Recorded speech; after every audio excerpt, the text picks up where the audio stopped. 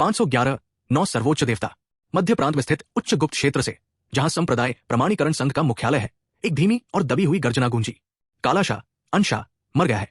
ये शब्द सुनकर पूरे गुप्त क्षेत्र के असंख्य शक्तिशाली लोग स्तब्ध रह गए। बेहतरीन नॉवल पढ़ने के लिए आप हमारे YouTube चैनल और Telegram premium channel audio journey के साथ जुड़ सकते हैं। इस देवता को कौन बता सकता है? अंशाह की मृत्यु कैसे हुई? ये सुनकर शक्तिशाली लोग स्तब्ध रह गए, क्योंकि उन्हें भी नहीं पता था कि अंशाह की मृत्यु कैसे हुई।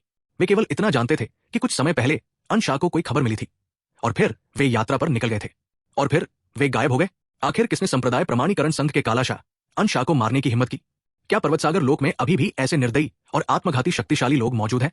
भगवान, इस मामले में शायद आपके अधीनस्थ को कुछ पता हो। तभी अचानक एक कमजोर आवाज सुनाई दी। बोलो। दिव्य शक्ति से भरी एक ठंडी चीख गुप्त क्षेत्र में गूंज उठी। कुछ समय पहले विशालकाय अंशाह की अधीनस्थ हरित छाया ने मेघना ओबेरॉय नामक महान ओबेरॉय दिव्य संप्रदाय की एक शिष्या के पास एक शून्य भेदी दिव्य ताबीज पाया। इसलिए उसने इसे हथियाने के लिए हमारे संप्रदाय प्रमाणीकरण गिल्ड के डार्क गार्ड्स के साथ मिलकर काम किया। इसी समय विशालकाय अंशाह को हरित छाया से कुछ खबर मिली, और बिना कुछ कहे वो सीधे महान ओबेरॉय दिव्य संप्रदाय के पास चला गया। परिणाम स्वरूप उस दौरान कुछ अज्ञात घटना घटी और विशालकाय अंशाह लापता हो गया। और अभी कुछ देर पहले एक खबर ने पूरे नव प्रदेश महाद्वीप में हलचल मचा दी। क्या सातवें विशालकाय का तात्पर्य सृजन देव संप्रदाय के संप्रदाय प्रमुख रहेजा से है, जो नव प्रदेश महाद्वीप के कांग प्रांत में अचानक प्रकट हुए और फिर महान ओबेरॉय दिव्य संप्रदाय को जबरदस्ती नष्ट कर दिया? बिल्कुल। तो आपके अधीनस्थ को लगता है कि क्या विशालकाय अंशाह की मृत्यु का संबंध सृष्टि देव संप्रदाय से हो सकता है? और मुझे तो यह भी संदेह है कि नव पदोन्नत 5वें विशालकाय ध्रुव ओबेरॉय का भी सृष्टि देव संप्रदाय से असाधारण रूप से घनिष्ठ संबंध है। हमारे संप्रदाय प्रमाणीकरण संघ के खुफिया विभाग की प्रभारी 7वीं विशालकाय छाया से यही उम्मीद थी कि वो इतने गुप्त मामले की इतनी स्पष्टता से जांच कर पाएगी। लगता है ये सृष्टि देव संप्रदाय मुसीबत खड़ी करना चाहता है। अगर अंशाह की मृत्यु वास्तव में सृष्टि देव संप्रदाय के वीर रहेजा से संबंधित है, तो उन्हें सूची से हटा ही दो। सही कहा, हमारा संप्रदाय प्रमाणीकरण संघ इतने वर्षों से अस्तित्व में है, और आज तक किसी ने भी हमारे संघ के किसी सदस्य की हत्या करने की इतनी धृष्टता नहीं की है। छाया, असीम दिव्य शक्ति से भरी वो आवाज अचानक गुप्त लोक में बादलों को चीरते हुए विशाल पर्वत की चोटी से नीचे आई। आपका अधीनस्थ यहाँ, इस मामले की जांच का जिम्मा इस देवता ने आपको सौंपा है। यदि यह मामला सचमुच उस सृष्टि देव संप्रदाय का काम है, तो उस संप्रदाय का नाश कर दो। जी भगवान। दिव्य दांव संप्रदाय के दिव्य दांव पर्वत पर एक भव्य स्त्री लंबी पोशाक, लहराती आस्तीन, कमर तक लंबे बाल और सुडौल पैरों के साथ पर्वत शिखर पर खड़ी होकर दूर क्षितिज को एक समाधि में निहार रही थी। सृष्टि देव संप्रदाय हे सचमुच अहंकारी और अज्ञानी अपने संप्रदाय का नाम सृष्टि शब्द से इस तरह विकृत तरीके से रखने की हिम्मत करते हैं। शिष्य, यदि तुम महान ऊंचाइयों को छूना चाहते हो और पिछले करोड़ों वर्षों में पर्वत सागर जगत में प्रथम दिव्य आत्मा बनना चाहते हो, तो ये व्यक्ति संभवतः इस जीवन में तुम्हारी सबसे बड़ी बाधा और दुर्जय शत्रु है। यद्यपि पर्वत सागर लोक ने शाश्वत समृद्धि का द्वार खोल दिया था, परंतु इसने अत्यधिक महान दाव भाग्य का भी अव्यय कर दिया था। परिणाम स्वरूप पर्वत सागर लोक में केवल 9 सर्वोच्च देव पद ही शेष रह गए। पर्वत सागर लोक के असंख्य प्रतिभावान शिष्यों के लिए यह अत्यंत कठिन था। यही मुख्य कारण था कि सभी दिव्य संप्रदायों, साथ ही प्रतिभावान शिष्यों और शक्तिशाली व्यक्तियों को यह जानकर अत्यंत अप्रसन्नता हुई कि वीर रहेजा ने दूसरों से पहले अपने संप्रदाय का नाम सृष्टि रखा। अनेक शक्तिशाली व्यक्तियों को लगा कि वीर रहेजा का यह कार्य इन 9 सर्वोच्च देव पदों में से एक पर आसीन होने की उनकी मंशा की घोषणा थी। अपने रहस्यमय गुरु की वाणी सुनकर दिव्या, जो स्वर्गीय दाव दिव्य संप्रदाय की प्रथम दिव्य पुत्री थी, उनकी आंखों में उदासीनता का भाव आ उठा और उन्होंने उदासीनता से उत्तर दिया, निश्चिंत रहें गुरुजी, जो कोई भी इस दिव्य पुत्री के सर्वोच्च दाव में बाधा डालने का साहस करेगा, वो इस शिष्या का कट्टर शत्रु होगा। जैसे ही उसकी आवाज बंद हुई, दिव्या के शरीर में एक भयानक दबाव कौंध गया, जिससे आकाश और पृथ्वी का रंग बदल गया। अगर वहां कोई मौजूद होता तो वे सदमे से अपनी आंखें फाड़ देते, क्योंकि उस क्षण दिव्या के शरीर से जो आभा निकली वो न केवल दिव्या आत्मा लोक के असीम रूप से निकट थी, बल्कि उसने जीवन और मृत्यु के पौराणिक सर्वोच्च नियम को भी समझ लिया था, और वो चौथे चरण के शिखर पर पहुंच गई थी। ये वाकई भयावह था। हालांकि बाहर किसी को भी इसकी जानकारी नहीं थी, यहां तक कि दिव्य संप्रदाय के भीतर भी किसी को पता नहीं था। वे केवल इतना जानते थे कि इस महिला की प्रतिभा असाधारण थी और वह दिव्य संप्रदाय में सबसे शक्तिशाली थी। इसलिए दिव्य संप्रदाय ने उसे असाधारण रूप से प्रथम दिव्य पुत्री के सर्वोच्च पद पर पदोन्नत किया था। ऐसा लगता है कि इस महिला के पास एक अद्भुत रहस्य छिपा है। वो शाश्वत समृद्धि के अंतर्गत जन्मी एक अद्वितीय प्रतिभा है, जिसमें दिव्या आत्मा लोक को चुनौती देने की क्षमता है, और स्वर्गीय दाव दिव्य संप्रदाय के अलावा अन्य शक्तियां भी दिव्या के समान अद्वितीय प्रतिभाओं को आश्रय दे रही थी, जो इस समृद्ध युग में पौराणिक सर्वोच्च देव पदों पर कब्जा करना चाहती थी। दाव क्षेत्र। लाल रंग के युद्ध कवच में लिपटी एक युवती, वीर और साहसी, मोहक व्यक्तित्व वाली, लाल रंग की लंबी तलवार चला रही थी और शक्तिशाली दुष्ट राक्षसों या दुष्ट कुल के सरदारों का प्रचंड वध कर रही थी। उसके आसपास के योद्धा, जो दुष्ट कुल के योद्धाओं से भयंकर रूप से लड़ रहे थे, इस दृश्य को देखकर स्तब्ध रह गए। किसने कहा था कि उनकी देवी केवल एक साधारण पात्र है? किसने कहा था कि वो केवल त्रिवेदी प्राचीन कुल की सुरक्षा में शांति से रह सकती है? वो तो एक संहारक देवी थी, है ना?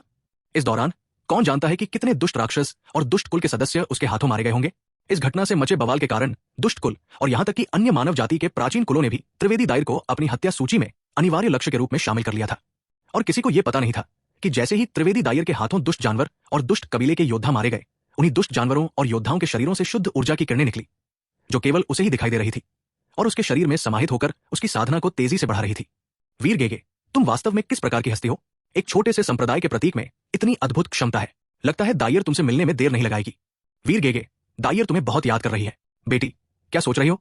तभी दादा आचार्य त्रिवेदी की चिढ़ाने वाली आवाज त्रिवेदी दायर के कानों में पड़ी। त्रिवेदी दायर का सुंदर चेहरा थोड़ा लाल हो गया। फिर उसने गुप्त संदेश के माध्यम से जल्दी से पूछा, दादाजी, पर्वत सागर लोक से लौटने के बाद क्या आपने कभी प्राचीन युद्ध क्षेत्र में युद्ध नहीं किया? लगभग ऐसा ही है, क्योंकि दादाजी इस दौरान छुट्टी पर थे, इसलिए मुझे युद्ध में जाने की जरूरत नहीं है। नहीं दादाजी, आपको युद्ध में जाना ही होगा। क्या हुआ? क्या कुछ हुआ? अपनी पोती की अत्यधिक उत्साहित आवाज सुनकर आचार्य त्रिवेदी ने आश्चर्य से पूछा, पंथ के प्रतीक चिन्ह के कार्य क्या तुम भूल गए हो? त्रिवेदी दायर ने उन्हें मधुरता से याद दिलाया। दादाजी को संप्रदाय के प्रतीक चिन्ह पर प्रदर्शित कार्य थोड़े अट्टे लगे होंगे, इसलिए उन्होंने शत्रुओं को मारना छोड़ दिया, है ना? तुम्हारा क्या मतलब है? क्या ऐसा हो सकता है कि हत्या से प्राप्त रहस्यमयी ऊर्जा सच में मौजूद है? आचार्य त्रिवेदी ने भौहें चढ़ाते हुए कुछ आश्चर्य और अविश्वास के साथ पूछा। 512, ये वास्तव में सच है। अब बताओ, मेरी पोती किस तरह की साधना कर रही है? त्रिवेदी दायर ने मुस्कुराते हुए पूछा। आचार्य त्रिवेदी की दावलिंग शक्ति प्रवाहित हुई और वे ये देखकर आश्चर्यचकित रह गए कि उनकी पोती अनजाने में ही निम्न स्तरीय दाव शिशु लोक से मध्य स्तरीय दाव शिशु लोक में पहुंच गई थी। ये वीर रहेजा की पर्वत सागर लोक में सहायता से उसकी योग्यता और बोध क्षमता में अत्यधिक वृद्धि होने के बावजूद भी इतनी जल्दी नहीं होना चाहिए था। क्या यह सच हो सकता है कि संप्रदाय के प्रतीक चिन्ह पर प्रदर्शित संदेश, जिसमें कहा गया था कि हत्या करने से साधना में वृद्धि होती है, सच था? इस बात की सत्यता की पुष्टि करने के लिए आचार्य त्रिवेदी ने तुरंत प्रहार किया और असंख्य दुष्ट राक्षस पल भर में राख हो गए। अगले ही क्षण शुद्ध और अतुलनीय रहस्यमय शक्ति एक धारा में परिवर्तित होकर आचार्य त्रिवेदी के शरीर में समाहित हो गई। ये सचमुच सच है। मैं कितना मूर्ख हूं। इस स्वर्ग विरोधी क्षमता को मैंने कभी गंभीरता से नहीं लिया। धिक्कार है। अपने दादाजी की बेबाक अपशब्द सुनकर त्रिवेदी दायर पूरी तरह अवाक रह गई। तभी चौथे क्रम के दाव क्षेत्र में कहीं से एक हिंसक और भयानक दबाव महसूस हुआ। परम पूज्य त्रिवेदी, आप खुलेआम दाव क्षेत्र की व्यवस्था भंग कर रहे हैं। क्या आप सचमुच एक बड़ा युद्ध भड़काना चाहते हैं? हाँ, मैं एक बड़ा युद्ध भड़काना चाहता हूं। यह सुनकर और संप्रदाय के चिन्ह की चमत्कारिक प्रकृति को ध्यान में रखते हुए आचार्य त्रिवेदी इस तरह उत्तर देना चाहते थे, लेकिन विचार करने के बाद उन्होंने ऐसा न करने का निर्णय लिया। यद्यपि संप्रदाय का चिन्ह अत्यंत रहस्यमय था और शत्रुओं को मारकर साधना शक्ति बढ़ा सकता था, फिर भी भले ही वो स्वर्ग विरोधी हो, यह काम नहीं करेगा। ऐसा स्वर्ग विरोधी खजाना केवल उनके और दायर के पास था। यदि मानव जाति के सभी शक्तिशाली लोगों के पास यह होता तो फिर वो सचमुच हिम्मत कर पाते। माफ कीजिए, अभी मेरे हाथ में खुजली हो रही थी और मैंने अनजाने में खुद को रोक नहीं पाया। ऐसा दोबारा नहीं होगा। चलो यही आखिरी बार है, वरना हमारे दुष्ट कुल को बदतमीजी के लिए दोष मत देना। दुष्ट कुल का शक्तिशाली व्यक्ति क्रोधित था, लेकिन लाचार भी था, क्योंकि चौथे दर्जे के दाव क्षेत्र में आचार्य त्रिवेदी से अधिक शक्तिशाली कोई नहीं था। फिलहाल वो केवल अपना गुस्सा पी सकता था और उनके जाने के बाद हिसाब बराबर करने की सोच सकता था। बेटी, अपना ध्यान रखना। दादाजी 9वें दर्जे के दाव क्षेत्र में जा रहे हैं। क्या दादाजी भी अधीर हो गए हैं? तो दायर को उम्मीद है कि दादाजी महान दाव सर्वोच्च क्षेत्र में प्रवेश करेंगे और एक महान हस्ती बनेंगे। पहले तो दादाजी को उस महान क्षेत्र में प्रवेश करने की कोई उम्मीद नहीं थी, लेकिन अब दादाजी जा रहे हैं। जोरदार हंसी के बाद आचार्य त्रिवेदी ने शून्य क्षेत्र को फाड़ दिया और गायब हो गए। त्रिवेदी दायर इस दृश्य को देखकर बेहद उत्साहित हो गई। तुरंत ही उसने अपनी धधकती लाल लंबी तलवार लहराई और असंख्य दुष्ट राक्षसों और दुष्ट कुल के योद्धाओं का और भी अधिक उग्रता से वध करना शुरू कर दिया। उसकी साधना बहुत कमजोर थी। उसकी उम्र के लोग उससे कहीं आगे निकल चुके थे और वो आलस्य के कारण स्वर्ग विरोधी उत्पत्ति मूल और योग्यता होने के बावजूद केवल मध्यस्तरीय दाव शिशु क्षेत्र में ही थी। ये ठीक नहीं था। वो वीर को प्राचीन दाव जगत में प्रवेश करते समय एक बड़ा आश्चर्य देना चाहती थी। पर्वत सागर जगत, कांग प्रांत में सृष्टि देव संप्रदाय में सृष्टि देव संप्रदाय अब धीरे धीरे अधिक पूर्ण होता जा रहा था, जिसमें विभिन्न प्रकार की आलीशान इमारतें, दुर्लभ आध्यात्मिक पौधे और दिव्य औषधियां हर जगह मौजूद थी, जो सृष्टि देव संप्रदाय को एक पवित्र भूमि में बदल रही थी। जब सृष्टि प्राचीन शास्त्र के दूसरे खंड सृष्टि अध्याय तक साधना की जाती है, तो महाद्वीप को परिष्कृत करने की गति वास्तव में बहुत तेज हो जाती है। इस गति से मुझे डर है कि इस कांग प्रांत महाद्वीप को परिष्कृत करने में मुझे 3 दिन भी नहीं लगेंगे। हालांकि ये अभी भी पर्याप्त नहीं है।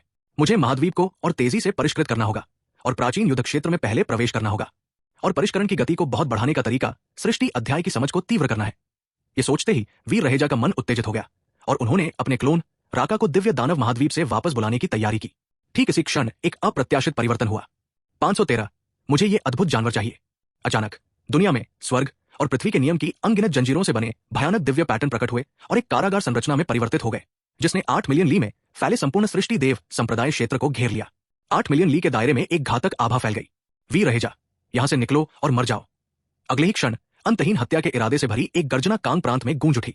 फिर 18 विशालकाय जीव, विशालकाय राक्षसों की तरह सृष्टि देव संप्रदाय के ऊपर प्रकट हुए और पूरे संप्रदाय को घेर लिया। नीचे वीर रहेजा ने शून्य लोक में स्थित 18 ऊर्जा दिग्गजों को देखा, जो चकाचौंध भरी सुनहरी रोशनी बिखेर रहे थे। उनके होठों पर व्यंग्य की हल्की सी झलक थी। उन्होंने नव पाताल दिव्य गठबंधन के इतनी जल्दी आने की उम्मीद नहीं की थी। इतना ही नहीं, उन्होंने एक साथ 9 महान पूर्णता देवलोक के विशेषज्ञों और 9 उच्च देवलोक के विशेषज्ञों को भेजा था। धिक्कार है, एक प्रभुत्वशाली संप्रदाय से यही उम्मीद थी। इसकी नींव असाधारण रूप से शक्तिशाली है। ऐसा लगता है कि नव पाताल दिव्य गठबंधन न केवल उनके सृजन देव संप्रदाय को नष्ट करना चाहता है, बल्कि उन्हें मारना भी चाहता है। क्यूशु महाद्वीप अब उनका क्षेत्र बन चुका था और वे इसके भीतर की हर गतिविधि से भली भांति परिचित थे। स्वाभाविक रूप से उन्हें पहले हुई घटनाओं की जानकारी थी। दरअसल जब नव पाताल दिव्य गठबंधन ने गुप्त रूप से सृजन देव संप्रदाय के बाहर विधि की जंजीरों से एक भयानक संरचना स्थापित की थी, तब उन्होंने इसे पहले ही देख लिया था। हालांकि वे केवल ये देखना चाहते थे कि उन्होंने जो संरचना बनाई है वो कितनी शक्तिशाली है, इसलिए उन्होंने कोई कार्रवाई नहीं की। उन्हें यह भी पता था कि जब वे शक्तिशाली व्यक्ति अंतरिक्ष में अपने दिव्य विचारों से संवाद करते थे तो उन्होंने सब कुछ ग्रहण कर लिया था, लेकिन उनके पास इस पर ध्यान देने का समय ही नहीं था। अब ऐसा लगता है कि इन प्राचीन संप्रदायों, जिनकी लंबी विरासत है, के पास अभी भी कुछ गुप्त तरकीबें हैं, क्योंकि उन्होंने इतने कम समय में एक निम्न श्रेणी की दिव्य संरचना स्थापित कर ली। ये दिव्य आत्मा श्रेणी की दिव्य संरचना थी, न कि पर्वत सागर जगत में प्रचलित दिव्य संरचना। ये दोनों बिल्कुल अलग बातें थी। पर्वत सागर जगत में पाई जाने वाली दिव्य संरचनाएं अधिक से अधिक महान सिद्धि देव क्षेत्र के विशेषज्ञों को चुनौती दे सकती थी, जबकि उनके सामने मौजूद ये निम्न श्रेणी की दिव्य संरचना निम्न दिव्य आत्मा क्षेत्र के विशेषज्ञों के अस्तित्व को ही खतरे में डाल सकती थी। बेशक इस निम्न श्रेणी की दिव्य संरचना को, क्योंकि इसकी विधि श्रृंखलाओं की श्रेणी अधिक से अधिक तृतीय स्तर की थी, चतुर्थ स्तर की नहीं, एक अपूर्ण संरचना ही माना जा सकता है।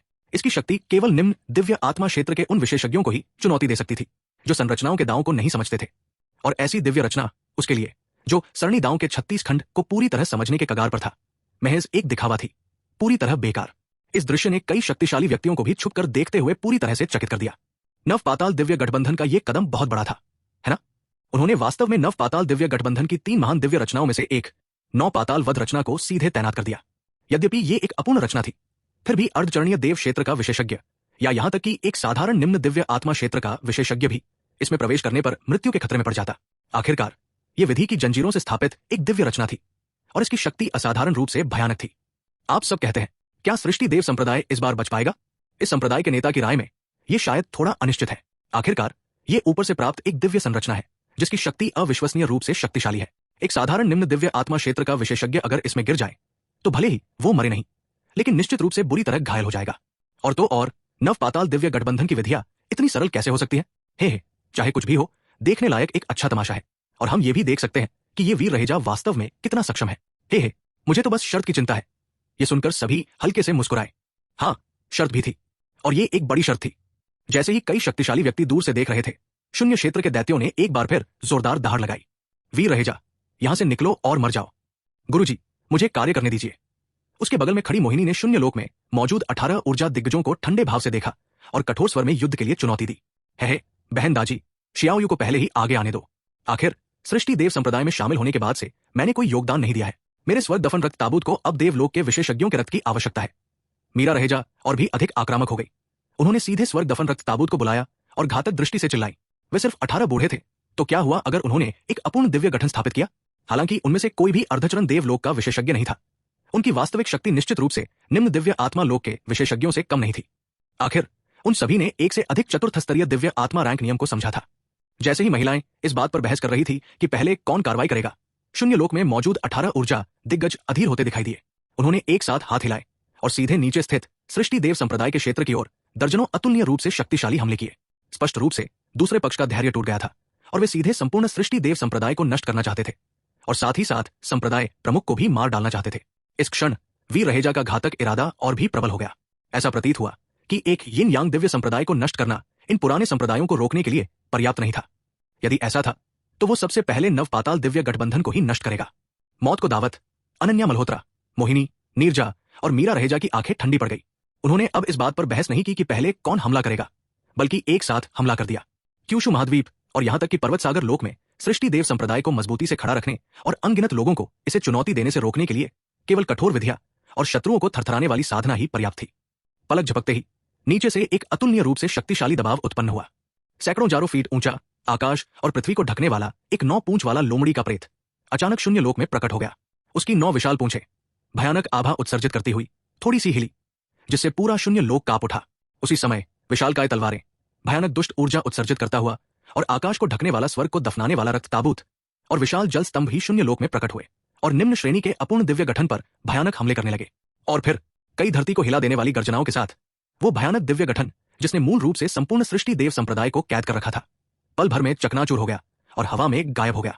इसके तुरंत बाद 9 विशाल पूंछें भयानक नीले कमल तलवार की ऊर्जा, स्वर्ग को दफनाने वाला रक्त ताबूत और विशाल जल स्तंभ आकाश में उठ खड़े हुए और तुरंत 18 ऊर्जा दिग्गजों पर हमला कर दिया। क्या धिक्कार है, ये कैसे संभव है? इस दृश्य ने नव पाताल दिव्य गठबंधन के 18 शक्तिशाली सदस्यों को पूरी तरह से स्तब्ध कर दिया, बल्कि इसे गुप्त रूप से देख रहे कई शक्तिशाली सदस्यों को भी चौंका दिया, जिससे उनके रोंगटे खड़े हो गए। क्या सृष्टि देव संप्रदाय में ऐसी भयानक शक्तियां मौजूद थीं? सर्वोच्च श्रेणी का 9 पूंछ वाला दिव्य जानवर लोमड़ी, प्रथम श्रेणी का दिव्य आत्मा रैंक का दिव्य कलाकृति, एक रहस्यमय और भयानक रक्त ताबूत, एक जल आत्मा मोती, जल का चौथा स्तर का नियम, तलवार का चौथा स्तर का नियम, विनाश का चौथा स्तर और भी बहुत कुछ। इस समय इस दृश्य को गुप्त रूप से देख रहे सभी शक्तिशाली सदस्य सृष्टि देव संप्रदाय द्वारा प्रदर्शित शक्ति को देखकर अवाक रह गए और सदमे से हाँफने लगे, क्योंकि उनके सामने जो कुछ भी था, उनके अपने संप्रदायों के पास ज्यादा से ज्यादा एक या 2 ही वस्तुएं थी। सर्वोच्च श्रेणी के 9 पूंछ वाले दिव्य जानवर लोमड़ी, जल आत्मा मोती और रहस्यमय रक्त ताबूत जैसी चीजें उनके संप्रदायों के पास एक भी नहीं थी। इस समय सभी प्रमुख शक्ति संपन्न व्यक्तियों के हृदयों में तीव्र लालच और उत्तेजना उत्पन्न हो उठी। सृष्टि देव संप्रदाय की ओर उनकी निगाहें ऐसी थी मानो वे तेल से लथपथ किसी मोटी भेड़ को देख रहे हों और उसे पूरा खा जाना चाहते हों। अंधेरे में छिपे इन शक्तिशाली व्यक्तियों के हृदयों में उमड़ते लालच को भांपते हुए वीर रहेजा की आंखों में एक ठंडी चमक आ गई। ऐसा प्रतीत हुआ कि सृष्टि देव संप्रदाय द्वारा प्रदर्शित शक्ति भी लोगों को रोकने के लिए पर्याप्त नहीं थी। तभी सृष्टि देव संप्रदाय के ऊपर एक रहस्यमय नकाबपोश आकृति भूत की तरह प्रकट हुई। ये सर्वोच्च श्रेणी का दिव्य जीव, मैं इसे चाहता हूं। इतना कहकर उस रहस्यमय आकृति ने वास्तव में अपना पतला सुंदर हाथ मोहिनी को पकड़ने के लिए बढ़ाया। 514 क्यों परेशान होना? ये एक पौराणिक सर्वोच्च श्रेणी का दिव्य जीव है। पूरे पर्वत सागर जगत में ऐसा एक भी नहीं है। प्राचीन देवलोक में भी ऐसे जीव शीर्ष कोटि के प्राणी है। एक बार प्रकट होने पर अनगिनत शक्तिशाली लोग उन्हें छीनकर अपने वाहन के रूप में वश में करना चाहेंगे। अब सृष्टि देव संप्रदाय में एक ऐसा भयानक सर्वोच्च श्रेणी का दिव्य प्राणी प्रकट हुआ है। रहस्यमय आकृति अपने हृदय में उमड़ रहे लालच और उत्तेजना को दबा नहीं सकी। उसने अपना असली रूप प्रकट किया और मोहिनी को पकड़ने के लिए सीधे हाथ बढ़ाया। एक तुच्छ चींटी मुझे पकड़ने की हिम्मत करती है? दफा हो जाओ। मोहिनी की आंखें अचानक ठंडी पड़ गई। उसके भीतर से एक भयानक और अद्वितीय दिव्य शक्ति का विस्फोट हुआ। शून्य लोक में आकाश को ढकने वाली लोमड़ी की छाया पल भर में 80% तक ठोस हो गई और एक ऐसी भयानक दिव्य शक्ति जिसने आकाश और पृथ्वी का रंग बदल दिया, आकाश में फैल गई। उसकी 9 विशाल पूंछों में से एक ने रहस्यमय आकृति पर प्रहार किया। क्या? रहस्यमय आकृति का चेहरा एकदम बदल गया। उसने वास्तव में उस पूंछ से एक अप्रतिरोध्य अनुभूति महसूस की। यह कैसे संभव था? वो अर्धचरणीय देवलोक शिखर पर थी और जिस विधि को वो समझती थी वो चौथे स्तर के शिखर तक पहुंच चुकी थी। एक साधारण निम्न श्रेणी का दिव्य आत्मा स्तर का साधक भी उसका मुकाबला कर सकता था। फिर भी वो एक ऐसे दिव्य प्राणी के सामने दब गई जो केवल परम सिद्धता स्तर का था।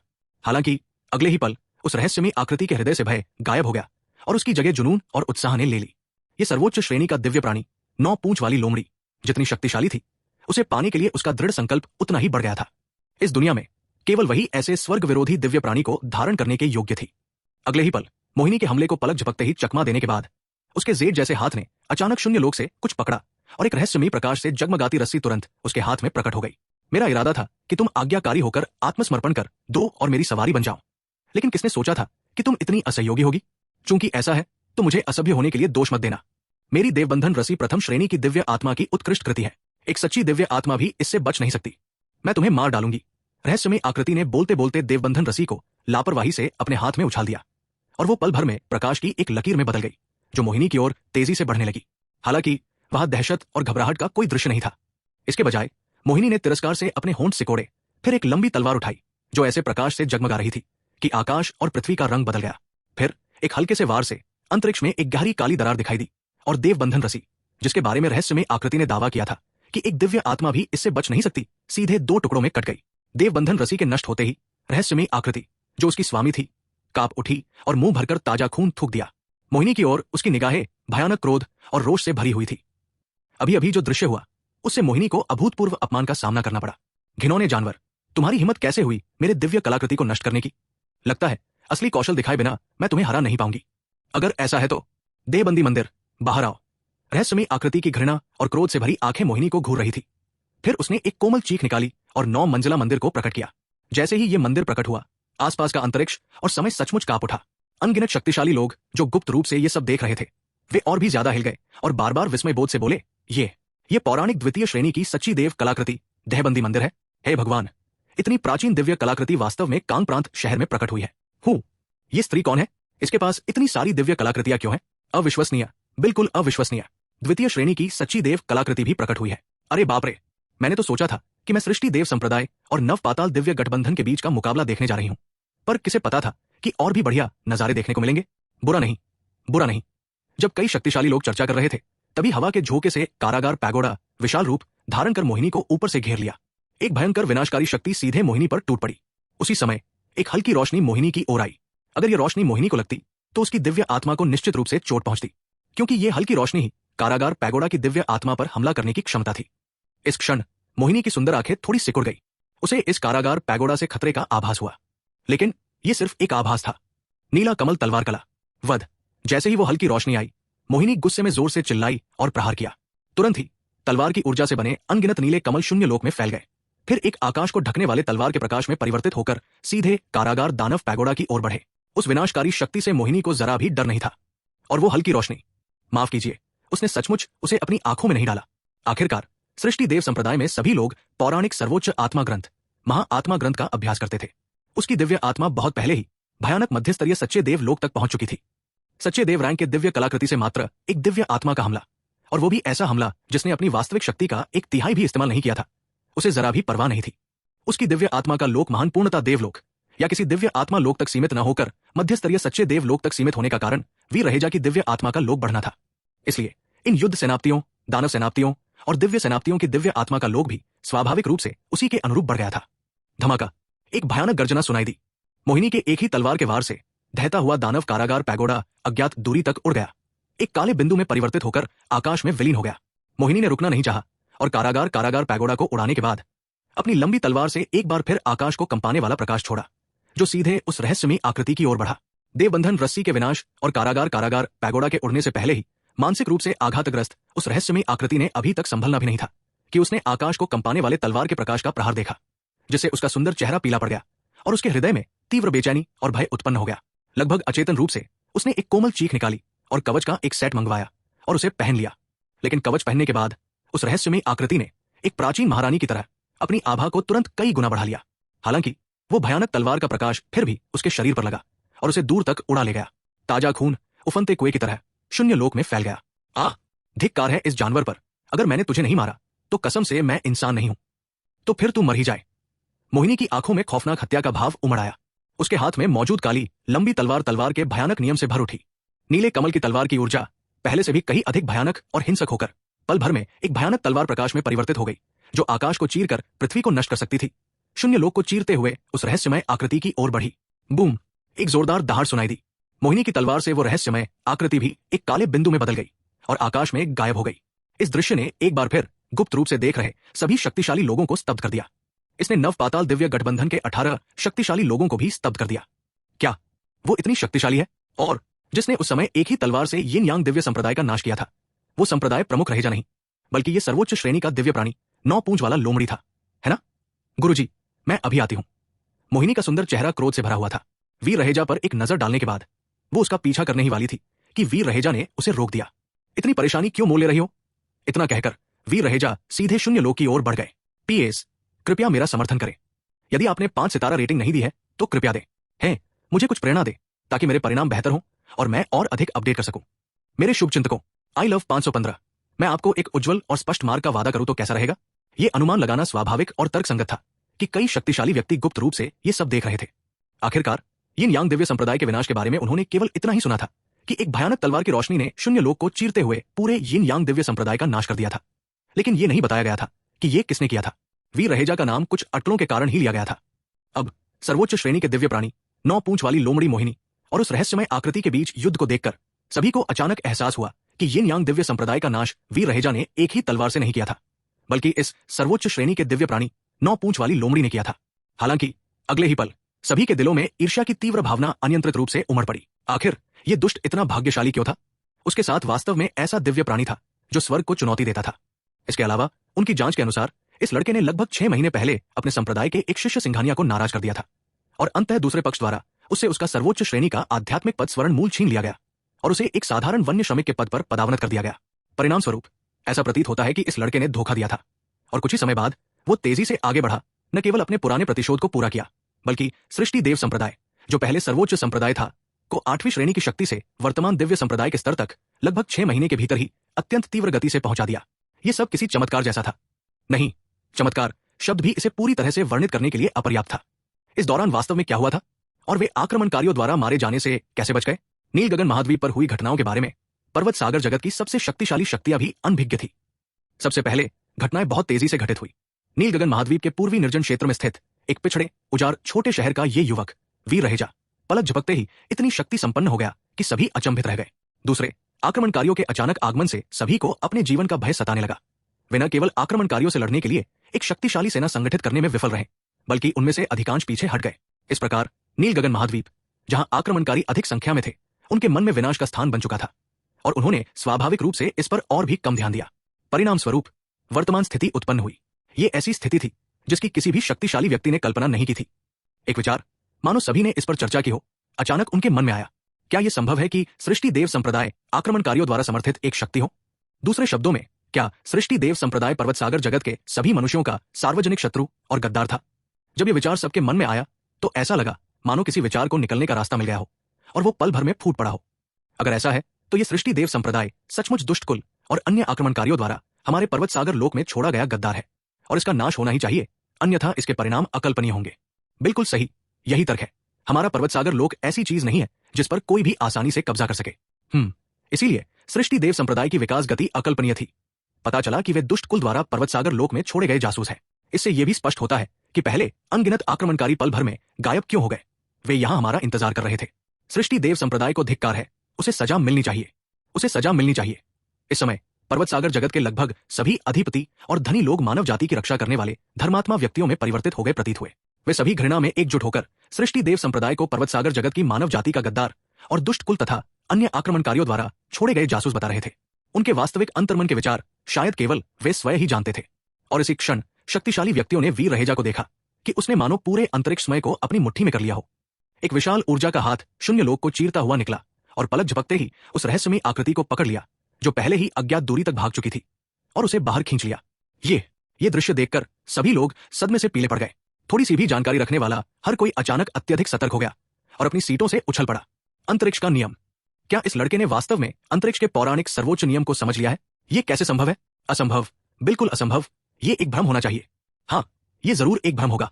ये तो पौराणिक सर्वोच्च नियम है, एक ऐसा सर्वोच्च नियम जिसकी सतह को भी हमने छुआ तक नहीं है। प्रवेश करना तो दूर की बात है। एक अनुभवहीन लड़का इस स्वर्ग विरोधी नियम को कैसे समझ सकता है? क्या इस लड़के के पास कोई अंतरिक्षीय गुप्त खजाना है? हालांकि ये शक्तिशाली लोग सच्चाई स्वीकार करने के बजाय मरना पसंद करते, फिर भी वे जानते थे कि वीर रहेजा ने वास्तव में अंतरिक्ष के पौराणिक नियम की शक्ति को समझ लिया था। इस क्षण सभी के चेहरे अत्यंत गंभीर हो गए। ईर्ष्या नामक भावना उनके हृदयों की गहराई में तेजी से बढ़ने और फैलने लगी। अंतरिक्ष का नियम वो सर्वोच्च नियमों में से एक था और सभी सर्वोच्च नियमों में भी वो सर्वोच्च स्थान पर था। पूरे पर्वत सागर जगत में सबसे पुराने अभिलेखों के अनुसार अंतरिक्ष के नियम की शक्ति को समझने वाले किसी व्यक्ति का कोई रिकॉर्ड मिलना लगभग असंभव था। ये अविश्वसनीय था।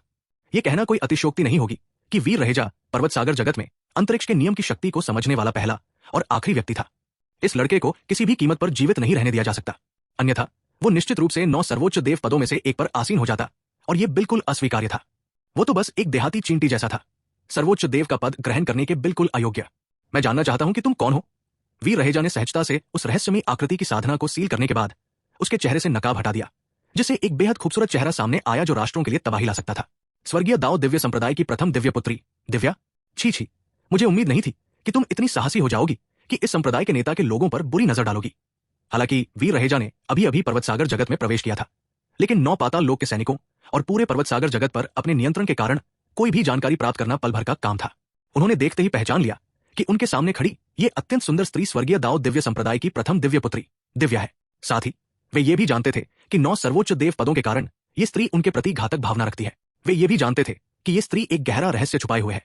स्वर्गीय दाओ दिव्य संप्रदाय के संप्रदाय प्रमुख, जो गुप्त रूप से ये सब देख रहे थे, ने स्त्री का रूप देखा और उनका चेहरा अचानक बदल गया। दिव्या, ये कैसे हो सकती है? स्वर्गीय दाओ दिव्य संप्रदाय के संप्रदाय प्रमुख के चेहरे पर अविश्वास का भाव था। यद्यपि दिव्या लगभग 10,000 वर्षों में स्वर्गीय दाऊद दिव्य संप्रदाय की सर्वोपरि प्रतिभा थी। फिर भी उसकी साधना इतनी उच्च कैसे हो सकती है? उसने अभी जो शक्ति प्रदर्शित की थी वो निश्चित रूप से अर्धचरण देव क्षेत्र के शिखर तक पहुंच गई थी। यहां तक कि स्वर्गीय दाऊद दिव्य संप्रदाय के संप्रदाय प्रमुख भी उससे आमने सामने होने पर तुरंत मारे जाते। वो तो उनके सामने कुछ भी नहीं थी। ये तो अविश्वसनीय था। ये दिव्या है, स्वर्गीय दाऊद दिव्य संप्रदाय की प्रथम दिव्य पुत्री दिव्या। ये कैसे हो सकती है? स्वर्गीय दाऊद दिव्य संप्रदाय अपने रहस्यों को बहुत गहराई से छुपाता है। ऊपरी तौर पर दिव्य पुत्री दिव्या की साधना केवल देवलोक में है, लेकिन अब उन्होंने सीधे अर्ध देवलोक शिखर की शक्ति का प्रदर्शन किया है। साथ ही 2 दिव्य कलाकृतियां भी प्राप्त की है, जिनमें से एक सर्वोच्च खजाना दान फंसाने वाला पैगोडा है। स्वर्गीय दाऊद दिव्य संप्रदाय की योजनाएं कितनी गहरी है। ऐसा लगता है कि स्वर्गीय दाऊद दिव्य संप्रदाय ने इन दिनों कई अच्छी चीजें हासिल की है। यहां तक कि द्वितीय श्रेणी के सच्चे देव कलाकृति स्तर का स्वर्ग विरोधी सर्वोच्च खजाना भी प्राप्त किया है। बेहतरीन नॉवल पढ़ने के लिए आप हमारे YouTube चैनल और Telegram premium channel audio journey के साथ जुड़ सकते हैं। कई शक्तिशाली व्यक्तियों ने स्वर्गीय दाऊद दिव्य संप्रदाय के संप्रदाय प्रमुख को गहरी निगाहों से देखा। उनकी आंखें चमक रही थी और वे व्यंग्य से बोल रहे थे, धिक्कार है, इस संप्रदाय प्रमुख की मानसिकता तो बिल्कुल ही खराब है। स्वर्गीय दाऊद दिव्य संप्रदाय बस शाप देना चाहता था। इस संप्रदाय के नेता भी सचमुच जानना चाहते थे कि क्या हो रहा है। ठीक है, तभी स्वर्गीय दाऊद दिव्य संप्रदाय की प्रथम दिव्य पुत्री दिव्या ने अविश्वास भरी निगाहों से वीर रहेजा को देखते हुए एक एक शब्द स्पष्ट रूप से कहा, मुझे उम्मीद नहीं थी कि आप अंतरिक्ष के पौराणिक नियम की शक्ति को समझ लेंगे। तो फिर आप इस प्रभु के समक्ष आत्मसमर्पण करें और उनके निजी सेवक बन जाए। प्रभु आपको एक उत्कृष्ट उज्जवल भविष्य प्रदान करेंगे। कैसा रहेगा? 516 वरुण देव। इस क्षण दिव्या एक अहंकारी आभा से भर उठी, मानो वो दुनिया में अकेली हो और सभी को नीचा दिखा रही हो। ऐसा लग रहा था जैसे कोई प्राचीन महारानी पुनर्जीवित हो गई हो, जिससे सभी मुड़कर देखने लगे। खैर, वीर रहेजा को छोड़कर वो बिल्कुल भी आश्चर्यचकित नहीं थे। क्या तुम पागल हो गए हो? तुम पहले से ही एक अकेली आत्मा हो जो उड़कर दूर जा रही है और आत्मा बिखेर रही है, फिर भी तुम्हें इतनी श्रेष्ठता की भावना है? वीर रहेजा ने तिरस्कार और उपहास से भरे चेहरे के साथ उपहास किया। वो क्यूशु महाद्वीप के स्वामी थे। क्यूशु महाद्वीप पर होने वाली हर हलचल उनके नियंत्रण में थी, तो दिव्या के साथ जो हो रहा था उसे वे कैसे नहीं देख पाए? अभी बोलने वाली दिव्या स्वयं दिव्या नहीं थी, बल्कि दिव्या से जुड़ी एक रहस्यमयी महिला विशेषज्ञ थी। तुम्हें कैसे पता चला? दिव्या की आंखें सिकुड़ गई। वो वीर रहेजा को हैरानी से देख रही थी। उसके हृदय में एक भयानक लहर दौड़ गई। उसके शरीर में एक रहस्यमयी विशेषज्ञ के होने की बात उसके अलावा दुनिया में किसी को नहीं पता थी। यहां तक कि स्वर्गीय दाऊद संप्रदाय के स्वर्गीय दाऊद दिव्य स्वामी भी इससे अनभिज्ञ थे। फिर भी ये बात उससे छोटे एक लड़के ने उजागर कर दी, जिसने न केवल उसे चौंका दिया बल्कि उससे जुड़ी आत्मा को भी अचंभित कर दिया। लड़के, तुमने इस दिव्य स्वामी के रूप को कैसे भेद दिया? तार्किक रूप से तुम्हारे जैसे एक साधारण परम सिद्धता देव की तो बात ही छोड़ो, एक स्वर्ग देव भी इस दिव्य स्वामी के रूप को नहीं पहचान पाएगा। तभी दिव्या की उंगली पर मौजूद अंतरिक्ष देव वलय से एक अव्यक्त आत्मा अचानक प्रकट हुई और सुनहरे कवच और सुनहरे पंखों के मुकुट से सजी एक अत्यंत सुंदर स्त्री में रूपांतरित हो गई, मानो वो स्वर्ग और पृथ्वी के बीच की महारानी हो। वो सबके सामने प्रकट हुई, वीर रहेजा को ठंडी और अभिमानी निगाहों से देखा और आश्चर्य से पूछा।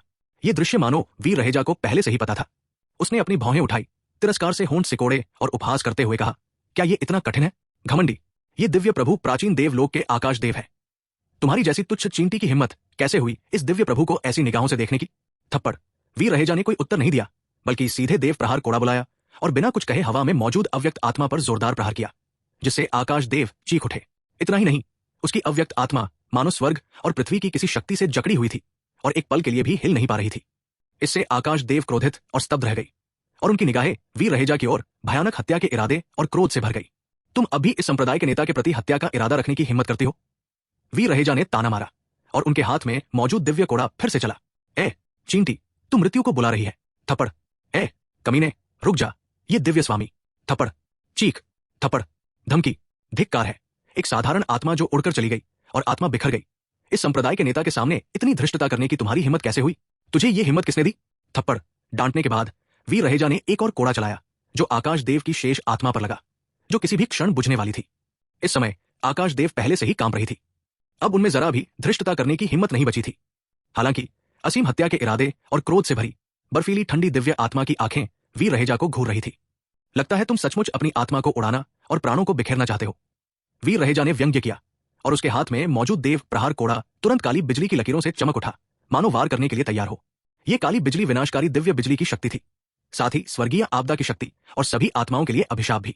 एक बार जब यह दिव्य आत्मा पर प्रहार करती तो निश्चित रूप से आत्मा उड़ जाती और प्राणों का प्राण बिखर जाता।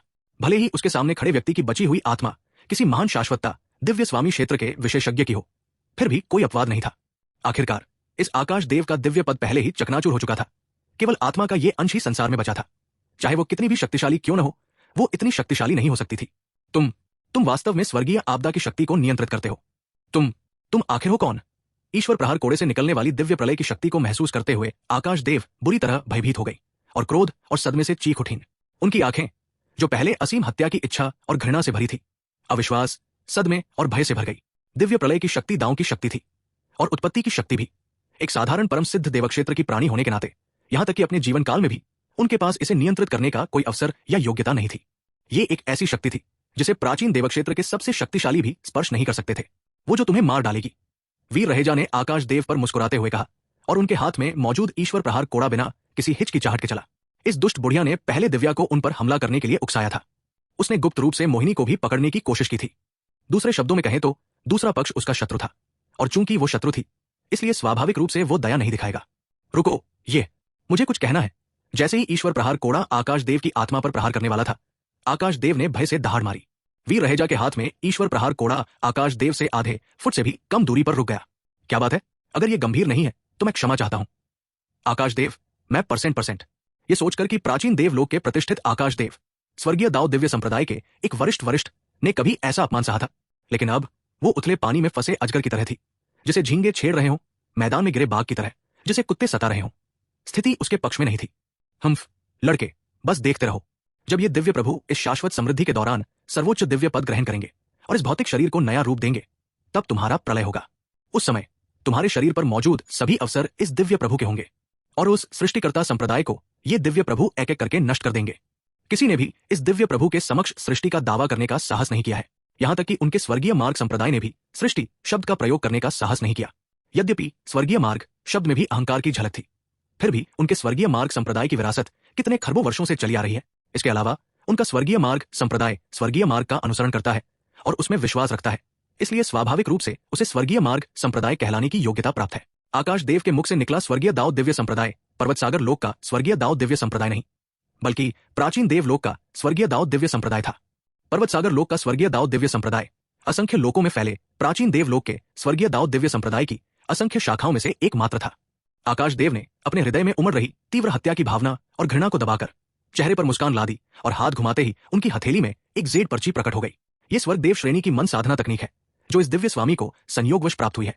जब तक आप इस दिव्य स्वामी को जाने देंगी, ये मन साधना तकनीक आपकी हो जाएगी। शायद आपको नहीं पता कि स्वर्ग देव श्रेणी की मन साधना तकनीक क्या होती है ना? पर्वत सागर लोक में थप्पड़।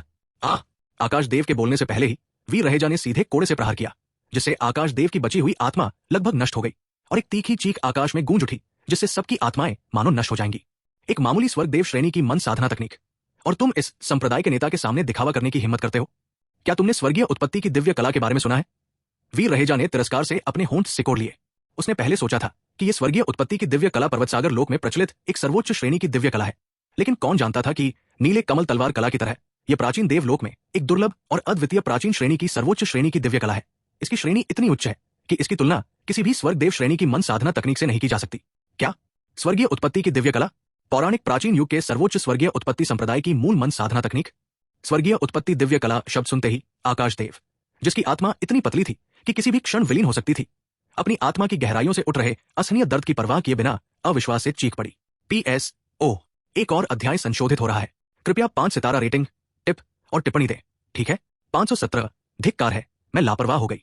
प्राचीन देवलोक में यदि स्वर्गीय दाव दिव्य संप्रदाय एक अत्यंत शक्तिशाली वर्चस्वशाली शक्ति थी जो सभी युगों को दबाती थी और इतनी शक्तिशाली थी कि सभी को कंपा देती थी, तो प्राचीन युग का सर्वोच्च स्वर्गीय उत्पत्ति दिव्य संप्रदाय उससे भी पुराना, अधिक भयानक और अधिक शक्तिशाली महाप्रभु था, जो अपनी विरासत में स्वर्गीय दाव दिव्य संप्रदाय को भी पीछे छोड़ देता था। इसे प्राचीन देवलोक के नंबर एक वर्चस्वशाली शक्ति कहना कोई अतिशयोक्ति नहीं होगी। हालांकि लगभग 300 अरब वर्ष पूर्व यह शक्तिशाली शक्ति, जो अनगिनत वर्षों से अस्तित्व में थी, रहस्यमय ढंग से रातों रात नष्ट हो गई और अंततः संसार से लुप्त हो गई। सर्वोच्च स्वर्गीय उत्पत्ति दिव्य संप्रदाय की प्रमुख मनसाधना तकनीकें, जैसे स्वर्गीय उत्पत्ति दिव्य कला और नीला कमल तलवार कला, मानो हवा में गायब हो गई और प्राचीन देवलोक के अनगिनत शक्तिशाली योद्धाओं ने उन्हें खोजने का प्रयास किया, लेकिन उन्हें कोई सफलता नहीं मिली। और अब उसके सामने बैठी इस छोटी चींटी ने अनायास ही स्वर्गीय उत्पत्ति दिव्य कला शब्द का उल्लेख किया। क्या ये उसी नाम की कोई मनसाधना तकनीक हो सकती है? ऐसी घटनाएं आम है और अनगिनत मनसाधना तकनीकों के नाम एक जैसे हो सकते हैं। जी हाँ, ये वही प्राचीन काल की सर्वोच्च दिव्य उत्पत्ति संप्रदाय की मनसाधना तकनीक है जिसका आपने जिक्र किया था। और हाँ, नीला कमल तलवार कला भी। ये दोनों ही मेरे सृजन देव संप्रदाय के साधारण शिष्यों द्वारा विकसित मनसाधना तकनीकें हैं। कैसा लगा? क्या आप इन्हें पाना नहीं चाहते? वीर रहेजा ने मुस्कुराते हुए कहा। यह सब उन्होंने अभी अभी सिस्टम से पूछताछ करके सीखा था। क्या आपके सृजन देव संप्रदाय के पास न केवल पौराणिक दिव्य उत्पत्ति कला है, बल्कि नीला कमल तलवार कला भी है, जो सबसे प्रमुख आक्रमण तकनीक है। इस क्षण आकाश देव की सांसें तेज हो गई। बेशक अगर उनकी बची हुई दिव्य आत्मा सांस ले सकती थी। कितना अनोखा है, मुझे दे दो, जल्दी दे दो, वीर रहेजा, है ना? जब तक तुम अपने भीतर की दिव्य कला, नीले कमल तलवार कला और सभी अवसरों एवं सृजन प्रणाली को इस दिव्य प्रभु को समर्पित कर देते हो, तब तक ये दिव्य प्रभु तुम्हें निश्चित रूप से एक सर्वोच्च उज्ज्वल मार्ग की ओर निर्देशित करेंगे। क्या तुम स्वर्गीय मार्ग दिव्य संप्रदाय के बारे में जानते हो? ये दिव्य प्रभु पर्वतसागर लोक के स्वर्गीय मार्ग दिव्य संप्रदाय की बात नहीं कर रहे हैं, बल्कि प्राचीन देवलोक के सर्वोच्च अधिपति स्वर्गीय मार्ग दिव्य संप्रदाय की बात कर रहे हैं। यदि तुम अपने सभी अधिकार इस दिव्य प्रभु को समर्पित कर दो और अपनी दिव्य आत्मा का एक अंश मेरे स्वर्गीय मार्ग दिव्य संप्रदाय के प्रति शाश्वत निष्ठा की शपथ लेने के लिए समर्पित कर दो, तो मैं अपनी दिव्य आत्मा की शपथ लेता हूं कि मैं तुम्हें स्वर्गीय मार्ग दिव्य संप्रदाय में शामिल करूंगा और तुम्हें बाह्य संप्रदाय का शिष्य बनाऊंगा, नहीं आंतरिक संप्रदाय का शिष्य। कैसा रहेगा? तुम्हें पता होना चाहिए कि मेरा स्वर्गीय दाऊद दिव्य संप्रदाय प्राचीन देवलोक में एक महाशक्तिशाली संस्था है। बाहरी संप्रदाय का शिष्य भी जब बाहर यात्रा करता है तो उसका दर्जा परम अनंता दिव्य स्वामी के समकक्ष होता है और कोई भी उन्हें चुनौती देने की हिम्मत नहीं करता, और आंतरिक संप्रदाय का शिष्य मुख्य देव के समकक्ष होता है। इस समय आकाश देव पूरी तरह से पागल हो गई थी। वीर रहेजा को देखते हुए उनकी आंखों में पागलपन और उन्माद उमड़ रहा था। वे चाहती थी कि वीर रहेजा तुरंत अपनी दिव्य आत्मा का एक अंश उन्हें सौंप दे और फिर स्वर्गीय दाऊद दिव्य संप्रदाय के प्रति निष्ठा की शपथ लें, और वे वीर रहेजा से पौराणिक स्वर्गीय उत्पत्ति दिव्य कला, नीले कमल तलवार कला, साथ ही सर्वोच्च अवसर और सृजन प्रणाली प्राप्त कर लेंगी, जिससे वे शीघ्र ही सर्वोच्च दिव्य सिंहासन पर कब्जा कर लेंगी, अपने शरीर को नया रूप देंगी और प्राचीन देव लोक लौट जाएंगी। उस समय स्वर्गीय दाऊद दिव्य संप्रदाय में लाए गए खजानों के साथ उसकी प्रतिष्ठा तुरंत आसमान छू जाएगी और वो संभवतः एक महान मूल शिष्य या यहां तक कि एक सच्चा शिष्य भी बन जाएगी। तब तक वो पूरे प्राचीन देव क्षेत्र में सबसे प्रसिद्ध और अद्वितीय नवोदित सितारा बन चुकी होगी। ये सोचकर आकाश देव की उत्साहित दिव्य आत्मा लगभग विलीन हो गई। मैं तुम्हें यहां एक सर्वोच्च उज्ज्वल दांव के बारे में भी बता सकता हूं। क्या तुम इसे चाहते हो? वीर रहेजा लगभग अवाक रह गया। क्या नायक के सभी शत्रु स्वतः ही 100 गुना बुद्धिहीन हो जाते हैं, या फिर वे इतने ऊंचे और शक्तिशाली होने के आदी हो गए हैं कि उन्हें लगता है कि वे जो भी कहते हैं दूसरों को वही करना पड़ता है? कौन सा दाव? आकाश देव ने उत्सुकता से पूछा। नरक का दाव। उसके बोलने से पहले ही वीर रहेजा के हाथ में मौजूद ईश्वर प्रहार कोड़ा एक परछाई में बदल गया और आकाश देव की ओर प्रहार किया। इस बार आकाश देव ने गुप्त रूप से तैयारी कर रखी थी। जैसे ही वीर रहेजा ने वार किया, वो प्रकाश की एक धारा में परिवर्तित हो गई और दृष्टि से ओझल हो गई। लेकिन क्या वो बच पाई? इस दिव्य प्रहार कोड़े में एक लॉकिंग फंक्शन था। एक बार हमला शुरू हो जाने पर यह तब तक नहीं रुकता था जब तक कि दुश्मन को न लग जाए। तुरंत ही दिव्य प्रहार कोड़े से एक शक्तिशाली प्रकाश निकला, शून्य लोक में प्रवेश किया और आकाश देव पर जोरदार प्रहार किया। आकाश देव की शेष दिव्य आत्मा लगभग बुझने वाली थी। इस प्रहार के साथ ही वो एक धमाके के साथ गायब हो गई, एक हताश और आक्रोशी गर्जना के साथ, और संसार से विलीन हो गई। हालांकि वीर रहेजा का चेहरा कुछ गंभीर हो गया, क्योंकि जैसे ही आकाश देव की शेष दिव्य आत्मा हवा में विलीन हुई, उसने उसे एक संदेश भेजा। वीर रहेजा, तुम्हारे और तुम्हारी आभा के बारे में सारी जानकारी इस दिव्य स्वामी ने एक गुप्त तकनीक के माध्यम से प्राचीन देवलोक में स्थित स्वर्गीय दाऊद दिव्य संप्रदाय को भेज दी है। बस मेरे स्वर्गीय दाऊद दिव्य संप्रदाय के अंतहीन पीछा करने की प्रतीक्षा करो। हा, धिक्कार है, मैं कितना लापरवाह था। वीर रहेजा ने गुस्से से कहा। मैंने अभी तक प्राचीन देवलोक में प्रवेश भी नहीं किया है और स्वर्गीय दाऊद दिव्य संप्रदाय जैसी एक विशालकाय संस्था मेरा इंतजार कर रही है। मैं ऐसे कैसे खेल सकता हूं? अचानक वीर रहेजा मुस्कुराया। ये तो काफी मजेदार है। क्या अभी भी कोई प्राचीन युद्ध क्षेत्र नहीं है? मैं शुरुआती चरणों में प्राचीन युद्ध क्षेत्र में ही छिप जाऊंगा, और फिर जब मेरे पास स्वर्गीय दाऊद दिव्य संप्रदाय से मुकाबला करने की शक्ति आ जाएगी तो मैं प्राचीन देवलोक में प्रवेश करूंगा, है ना? इसके अलावा मेरे पास सर्वोच्च सृजन प्रणाली है, डरने की क्या बात है? ये सोचते ही उसके हृदय में उत्पन्न तनाव तुरंत गायब हो गया।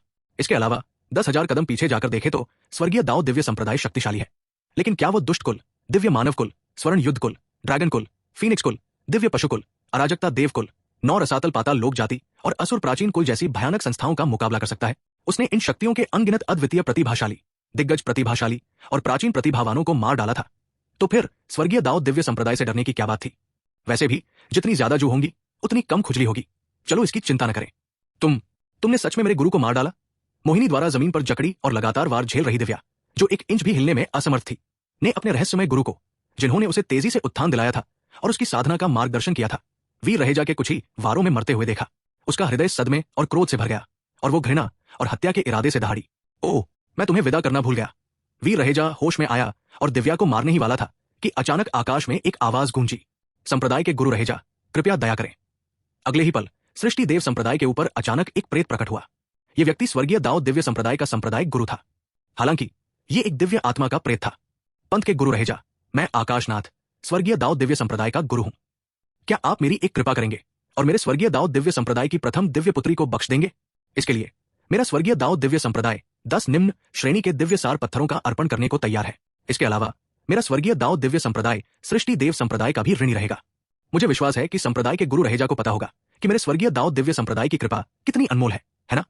स्वर्गीय दाऊद दिव्य संप्रदाय के आकाशनाथ ने वीर रहेजा की ओर मुट्ठी जोड़कर मुस्कुराते हुए कहा, PS, क्या स्त्री को मार देना चाहिए? 518। आपको अपने इस निर्णय पर कोई पछतावा तो नहीं है? कृपा, क्या आपके स्वर्गीय दाऊद दिव्य संप्रदाय का इतना बड़ा चेहरा है? दिव्य सार पत्थरों की बात करें तो आपका स्वर्गीय दाऊद दिव्य संप्रदाय इतना समृद्ध है कि आप आसानी से 10 निम्न श्रेणी के दिव्य सार पत्थर फेंक देते हैं।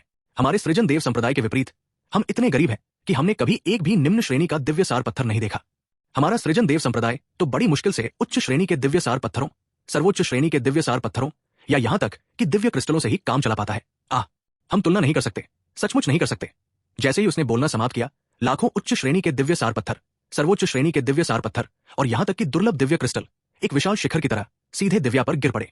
महान स्वर्गीय दाऊद दिव्य संप्रदाय की प्रथम दिव्य पुत्री बेचारी दिव्या चीखने से पहले ही लाखों दिव्य सार पत्थरों के नीचे दबकर मर गई। इस दृश्य को देखकर स्वर्गीय दाऊद दिव्य संप्रदाय के संप्रदाय प्रमुख आकाशनाथ, जो अहंकार और श्रेष्ठता की भावना से परिपूर्ण थे, की आंखें फटी रह गई। उनका चेहरा अविश्वास और क्रोध से भर गया। लेकिन जब उसने दिव्य सार पत्थरों और दिव्य क्रिस्टलों के पहाड़ देखे तो उसके हृदय में व्याप्त क्रोध और हत्या की भावना तुरंत लोभ और कट्टरता में परिवर्तित हो गई। इस दृश्य को गुप्त रूप से देख रहे अन्य शक्तिशाली लोग पूरी तरह से स्तब्ध रह गए और अपने असली रूप को प्रकट करने से खुद को रोक नहीं पाए। वीर रहेजा के सामने रखे उच्च श्रेणी के दिव्य सार पत्थरों, सर्वोच्च श्रेणी के दिव्य सार पत्थरों और दिव्य क्रिस्टलों को देखते हुए उनकी आंखें तीव्र लोभ से जल रही थी। इन प्राचीन अधीपति स्तर के संप्रदायों ने निश्चित रूप से दिव्य सार पत्थर देखे थे। हालांकि उनके संप्रदायों में भी उनके पास केवल कुछ मध्यम श्रेणी के दिव्य सार पत्थर ही थे, और वो भी बहुत कम मात्रा में। उनके पास दिव्य सार पत्थर इसलिए थे क्योंकि वे हजारों वर्षों पहले के बचे हुए थे, जब पर्वत सागर लोक और प्राचीन देवलोक के बीच का मार्ग अभी तक नहीं कटा था। इतने वर्षों के उपभोग के बाद विभिन्न संप्रदायों में दिव्य सार पत्थरों की मात्रा अज्ञात रूप से कम हो गई थी। वीर रहेजा को सहजता से हाथ हिलाकर लाखों उच्च श्रेणी और सर्वोच्च श्रेणी के दिव्य सार पत्थरों और यहां तक कि पौराणिक और अधिक मूल्यवान दिव्य क्रिस्टलों को प्रकट करते देख वे शांत नहीं रह सके और अनायास ही प्रकट हो गए। इस क्षण सभी शक्तिशाली लोग अत्यंत स्तब्ध रह गए और उन्होंने तुरंत अपने अपने संप्रदायों के शक्तिशाली लोगों को संदेश भेजे। उन्होंने इस दृश्य की सूचना भगवान स्तर के प्राणियों को दी। शीघ्र ही सृष्टि देव संप्रदाय के ऊपर आकाश से भयानक आभा बिखेरते हुए आकृतियां प्रकट हुई। वीर रहेजा के समक्ष दिव्य सार पत्थरों के पर्वतों को देखकर, जिनमें निम्नतम श्रेणी के पत्थर भी उच्च श्रेणी के थे, उनकी आंखें असीम उत्साह, रोमांच और लालच से भर गई। लाखों उच्च श्रेणी, सर्वोच्च श्रेणी और यहां तक कि दिव्य क्रिस्टल, हे भगवान! ये धन संपत्ति न केवल पर्वत सागर जगत में अभूतपूर्व और अविश्वसनीय रूप से दुर्लभ थी, बल्कि प्राचीन देवलोक में भी ये एक अकल्पनीय सौभाग्य होता। यदि वे इन्हें प्राप्त कर लेते तो उनके संघर्ष के दिन हमेशा के लिए समाप्त हो जाते। वे शायद इसके कारण एक नए लोक में प्रवेश भी कर पाते। वे निम्न दिव्य आत्मा क्षेत्र में बहुत लंबे समय से अटके हुए थे, इतना लंबा समय कि अगर उन्हें दिव्य सार की आपूर्ति न मिलती तो उनकी साधना में क्षीणता आ जाती। अब ये सभी समस्याएं हल हो गई थी। इस समय कई देव प्रभु क्षेत्र के शक्तिशाली देव प्रभु जमीन पर पड़े दिव्य सार पत्थरों और दिव्य क्रिस्टलों के पहाड़ों को ऐसे देख रहे थे जैसे 10 दिनों से भूखे भेड़िए सुनहरे भुने जीरे से सजे मोहक सुगंध वाले पूरे मेमने को देखकर उसे एक ही बार में खा जाने की लालसा रखते हों। अन्य देव प्रभुओं की आंखें भी बेहद उत्सुक थी, लेकिन उनकी आंखों में जो लालच अभी अभी दिखाई दिया था वो तुरंत गायब हो गया। हम इसे कैसे बांटें? स्वर्गीय दाऊद दिव्य संप्रदाय के देव प्रभु, सफेद बालों और मजबूत कदकाठी वाले एक अधेड़ उम्र के व्यक्ति ने जमीन पर पड़े दिव्य सार पत्थरों और दिव्य क्रिस्टलों को लालच भरी निगाहों से देखा, अपने होंठ चाटे और अपने बगल में बैठे अन्य 8 देव प्रभुओं से पूछा। उनकी मुद्रा ऐसी थी मानो उन्होंने वीर रहेजा पर पहले ही विजय प्राप्त कर ली हो। अरे बाप रे, इसे और कैसे बांटे? सृष्टि देव संप्रदाय और मेरे नव पाताल दिव्य गठबंधन के बीच पुरानी दुश्मनी है। मेरे नव पाताल दिव्य गठबंधन के नुकसान की भरपाई के लिए स्वाभाविक रूप से हमें बड़ा हिस्सा मिलेगा। नव पाताल दिव्य गठबंधन के देव स्वामी, एक कंकालनुमा बूढ़े व्यक्ति ने एक अजीब सी चीख निकाली और लालची भाव से जोर से कहा, ये तो बस एक मामूली महान ओबेरॉय दिव्य संप्रदाय है। अगर ये नष्ट हो जाता है तो नष्ट हो जाता है। क्या ये मेरे स्वर्गीय दाऊद दिव्य संप्रदाय की प्रथम दिव्य पुत्री के नुकसान से ज्यादा गंभीर है? मेरी राय में मेरे स्वर्गीय दाऊद दिव्य संप्रदाय को इन दिव्य सार पत्थरों और दिव्य क्रिस्टलों का आधा हिस्सा मिलना चाहिए। संप्रदाय प्रमाणीकरण संघ के 2 देव स्वामियों ने इस पर उपहास करते हुए कहा। देव स्वामी किंगयुआन, क्या आप शायद सपना देख रहे हैं? स्वर्गीय दाऊद दिव्य संप्रदाय के देव स्वामी किंगयुआन ने अपनी आंखें सिकोड़ ली। वो संप्रदाय प्रमाणीकरण संघ के 2 देव प्रभुओं के बारे में भूल गया था। वो तुरंत मुस्कुराया और बोला, तो फिर ऐसा करते हैं, इन दिव्य सार पत्थरों को 3 भागों में बांटा जाए। 2 भाग मेरे स्वर्गीय दाऊद दिव्य संप्रदाय और संप्रदाय प्रमाणीकरण संघ को दिए जाए और तीसरा भाग अन्य गुटों में बराबर बांटा जाए। कैसा रहेगा? क्यों? क्या तुम खुद को मुझसे अधिक शक्तिशाली समझते हो, या तुम्हें लगता है कि पर्वत सागर लोक और प्राचीन देव क्षेत्र में स्थित स्वर्गीय दाऊद दिव्य संप्रदाय मेरे नव पाताल दिव्य गठबंधन से अधिक शक्तिशाली है? नव पाताल दिव्य गठबंधन के देव प्रभु अनिच्छुक थे। उन्होंने ठंडी भेदक आंखों से देवप्रभु किंगयुआन को देखा और ठंडे स्वर में पूछा, हाँ, मेरा नव प्रदेश पवित्र स्थान पर्वत सागर जगत में भी एक सर्वोच्च शक्ति है और प्राचीन देवलोक में भी 9 स्वर्गों का दिव्य संप्रदाय है, जो स्वर्गीय दाऊ दिव्य संप्रदाय और नव पाताल दिव्य गठबंधन से कम शक्तिशाली नहीं है। आपके स्वर्गीय दाऊ दिव्य संप्रदाय को इतनी शक्ति की आवश्यकता क्यों है? इस क्षण वीर रहेजा ने अचानक उनकी बहस को रोकते हुए उत्सुकता से पूछा, नव प्रदेश महाद्वीप में केवल 9 देवदेव ही तो नहीं होने चाहिए, है ना?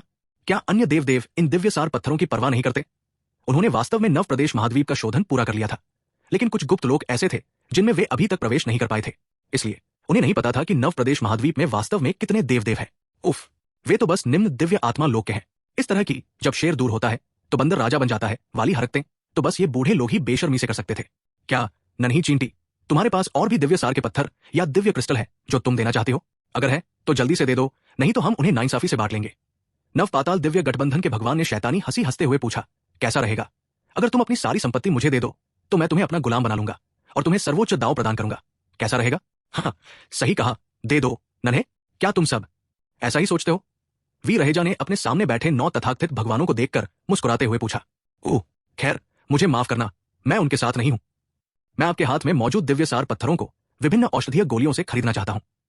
हाँ, मैं बिल्कुल बूढ़े हुआ जैसा हूं। अगर संप्रदाय प्रमुख रहेजा तैयार हो तो मैं आपसे कुछ दिव्य सार पत्थर खरीदने के लिए हजारों दिव्य धारदार हथियार देने को तैयार हूं। आशा है आप मेरे लिए कुछ इंतजाम करेंगे। मैं भी आपसे कुछ दिव्य सार पत्थर लेने के लिए कुछ खजाने देने को तैयार हूं। यह बूढ़ा आदमी किसी कनिष्ठ का खजाना लूटने जैसा काम नहीं कर सकता। वीर रहेजा के बोलने से पहले ही यंत्र देव संप्रदाय के गठन भगवान, शास्त्र देव संप्रदाय के स्वर्गीय हथौड़ा भगवान और गोली भगवान संप्रदाय के अग्नि स्वामी ज्वालाओं ने बोलना शुरू कर दिया। उनका पूरा जीवन कलाकृति शोधन, रसायन शास्त्र और सरणी संरचनाओं के मार्ग को समर्पित था। उनके लिए डाकुओं की तरह व्यवहार करना उनके मार्ग के विरुद्ध होता और वे ऐसा कर ही नहीं सकते थे। इससे वीर रहेजा ने उन्हें और भी आदर से देखा। अरे वाह, इतने सारे दिव्य सार पत्थर। संप्रदाय प्रमुख रहेजा, क्या आप इस जुआरी देवता के साथ जुआ खेलना चाहेंगे? हाँ, जुआरी देवता। असली सवाल यह है कि क्या आपके पास जुआ खेलने के लिए इतनी पूंजी है? हे, बिल्कुल जुआरी देवता, कहीं आप इसमें न फंस जाएं। तभी 3 और शक्तिशाली देव आ गए। इन तीनों में से केवल जुआरी देवता ही निम्न दिव्य आत्मा स्तर के थे। बाकी 2 अर्धचरण देव स्तर के शिखर पर थे, जिनमें एक लंगड़ा अपाहिज और पुष्पा परी शामिल थी, जो इतनी सुंदर थी कि राष्ट्रों का विनाश कर सकती थी। इन तीनों के प्रकट होते ही ज्वारी देवता ने 9 महान देवों की ओर सहजता से सिर हिलाया। वही पुष्पा परी और अपाहिज ने आदरपूर्वक अन्य 9 देवों को प्रणाम किया। ज्वेरी देवता, क्या आप भी दखल देना चाहते हैं? नव पाताल दिव्य गठबंधन के देव स्वामी ने ठंडे चेहरे से जुआ देवता की ओर देखा और क्रोधित होकर पूछा, निश्चिंत रहें, हालांकि ये जुआ देवता जुए का आदि है। मैं उन लोगों जैसा नहीं हूं जो डकैती का सहारा लेते हैं। जुआ देवता ने तिरस्कार पूर्वक उपहास करते हुए स्पष्ट और सूक्ष्म दोनों तरह के ताने मारे। नव पाताल दिव्य गठबंधन, स्वर्गीय दाऊ दिव्य संप्रदाय प्रमाणीकरण संघ और नील आकाश गुरुकुल के 4 महान देव स्वामी जुआ देवता के व्यंग्य को सुनकर नाखुश होकर ठंडी फुफकारने लगे। और इस समय वीर रहेजा ने अपनी ठुड्डी सहलाते हुए लालच और उत्तेजना से भरे चेहरों वाले कई देव स्वामियों को देखा और अर्थपूर्ण ढंग से पूछा, क्या आपको अभी अपने चुनाव पर पछतावा है? 519 स्वर्ग का दाऊ संप्रदाय, पछतावा? हाँ, मुझे किसी बात पर पछतावा क्यों होगा? ठीक है, सब लोग बहस करना बंद करो। इसी क्षण संप्रदाय प्रमाणीकरण संघ के एक देव प्रभु ने अचानक जोर से चिल्लाकर सबको रोक दिया। उन्होंने वीर रहेजा को ठंडे भाव से देखते हुए उदासीनता से कहा, वीर रहेजा, हमारे पर्वत सागर लोक के भविष्य के विकास के लिए आपको अपना सब कुछ समर्पित करना चाहिए। जी हाँ, सौंप दीजिए। वैसे भी ये दिव्य सार पत्थर आपके पास रहने से संसाधनों की बर्बादी ही होगी। बेहतर है कि आप इन्हें हम देव प्रभुओं में बांट दें। ओह, बेशक, हम आपको कुछ इनाम देंगे। प्राचीन युद्ध क्षेत्र खुलने में 5 साल से भी कम समय बचा है। यदि इन 5 वर्षों में हमारी साधना और उन्नत हो जाती है तो पर्वत सागर लोक में मानव जाति की रक्षा करने का हमारा अवसर बढ़ जाएगा। इसलिए जातीय न्याय के लिए कृपया अपने पास मौजूद सभी दिव्य सार पत्थर, दिव्य क्रिस्टल और अन्य खजाने सौंप दीजिए। इन देव प्रभुओं के निर्लज्ज शब्दों को सुनकर वीर रहेजा जोर से हंसे बिना नहीं रह सके।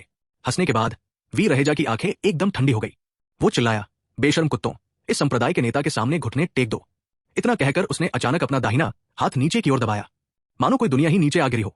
ऐसा भयानक और अभूतपूर्व दबाव 5 प्रमुख शक्तियों के 6 देव प्रभुओं पर पड़ा। स्वर्गीय दाऊ दिव्य संप्रदाय, नव पाताल दिव्य गठबंधन, नील आकाश गुरुकुल, संप्रदाय प्रमाणीकरण संघ और नव प्रदेश पवित्र स्थान। अगले ही पल उस भयानक भारी दबाव के कारण 6 देव प्रभुओं ने तुरंत मुंह भर ताजा खून थूक दिया। उनके पूरे शरीर लकड़ी के खंभों की तरह सीधे धरती में धंस गए। इस समय सामने का दृश्य देखकर हर कोई भयभीत हो गया। वीर रहेजा सिर्फ एक हल्के से दबाव से उसने 6 देव प्रभुओं को खून थूकने पर मजबूर कर दिया और उन्हें धरती में गाड़ दिया। उनमें प्रतिरोध करने की कोई शक्ति नहीं थी। क्या ये बहुत ही अजीब नहीं है? क्या ये सपने जैसा नहीं है? क्या ये बहुत ही हास्यास्पद नहीं है? तुम धिक्कार है, ये कैसे हो सकता है? तुम आखिर हो कौन? तुम्हारे पास इतनी जबरदस्त साधना कहां से आई? 6 निम्न श्रेणी के दिव्य आत्मा क्षेत्र के विशेषज्ञ वीर रहेजा को, जो मासूमियत से मुस्कुरा रहा था और हानिरहित लग रहा था, अत्यंत भयभीत होकर देख रहे थे। उनके हृदयों में सदमे और भय की लहरें उठ उठीं। क्या ये इतने निकम्मे हैं? वीर रहेजा ने थोड़ा सा माथा सिकोड़ा और कुछ असंतोष के साथ बुदबुदाया। आखिरकार वे दिव्य आत्मा क्षेत्र के विशेषज्ञ थे। वे इतने निकम्मे क्यों थे? ये उनकी अपेक्षा से बिल्कुल अलग था। पिलगॉड संप्रदाय, यंत्रदेव संप्रदाय और शस्त्रदेव संप्रदाय के देवों ने इस दृश्य को देखकर चुपके से अपने माथे से पसीना पोंछा। शुक्र है उन्होंने पहले ही अपने लालच पर काबू पा लिया था और दूसरा रास्ता चुन लिया था, वरना पकड़े गए देव केवल ये 6 बूढ़े ही नहीं होते। जैसे ही तीनों देव मन ही मन खुद को बधाई दे रहे थे और वीर रहेजा से मित्रता करने का संकल्प ले रहे थे, वीर रहेजा ने बोलना शुरू किया। लगता है ये दिव्य सार पत्थर तुम्हारे लिए नहीं बने हैं। कितना अफसोस, सचमुच बहुत अफसोस। बताओ, अगर मैं तुम सबको मार डालूं तो क्या मेरा सृष्टि देव संप्रदाय पर्वत सागर जगत की सबसे शक्तिशाली शक्ति बन जाएगा? तुम ऐसा करने की हिम्मत नहीं करोगे। संप्रदाय प्रमुख रहेजा, ये एक गलतफहमी है। ये सब एक गलतफहमी है।